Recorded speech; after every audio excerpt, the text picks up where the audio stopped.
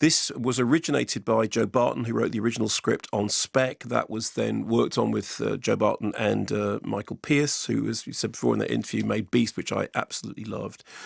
And I think the real triumph of it is that it is, as you said, it's a genre-hopping affair. I mean, in the opening sequence, it starts out like The Man Who Fell to Earth, and then it goes to Blue Velvet with all these bugs crawling over each other, and then it goes to Apocalypse Now with Riz Ahmed waking up in this room. So even in the opening sequence, it does 3 or 4 different genres.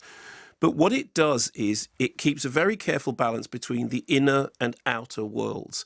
That what we know about Riz Ahmed's character Malik is that he was a decorated Marine. He now tells his sons that he is buried deep in this secret operation against, as he said there, non-terrestrial microorganisms.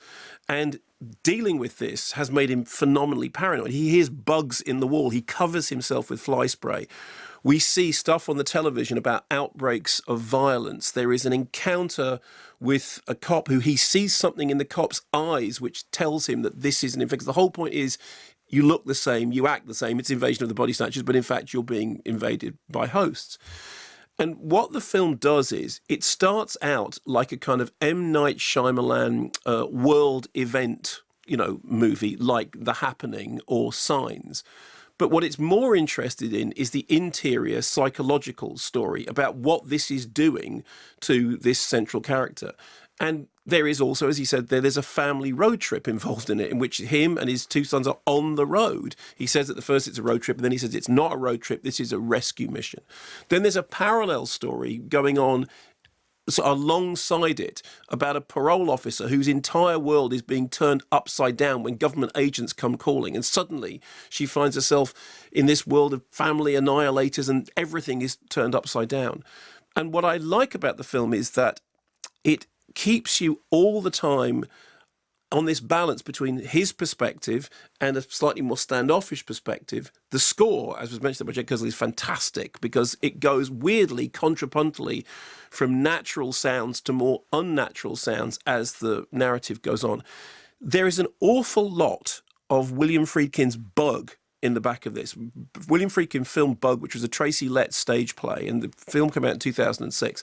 And it's a real masterpiece, and it has a lot of the same underlying themes of paranoia under duress, and particularly the kind of the insect motif, which is so central to this. I mean, one of the scariest things in this film is there is a scene very early on of the nightlight outside the boy's house when the number of bugs who are flying around, who, this is how the microbial organism gets in, just the tempo of the bugs on the bug zapper speeds up and everything is kind of cranked up and anxious. And that really reminded me of Bug, which has got a similar kind of pressure cooker air to it. And I think that it does a terrific job. The kids are great. The kids seem completely natural. I mean, it was interesting when he said, one that there was not a line of the script that was in there. He was just making.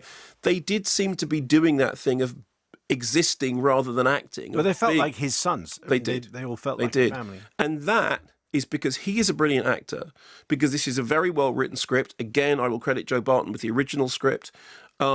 And it is very well directed by Michael Pearce, who, as he demonstrated in Beast, knows how to do that thing about keeping a film making you think, what's actually happening? What's actually happening in this film without playing his hand and without making it feel like you're being tricked or conned. You're not. What you're doing is being made to ask, what's going on?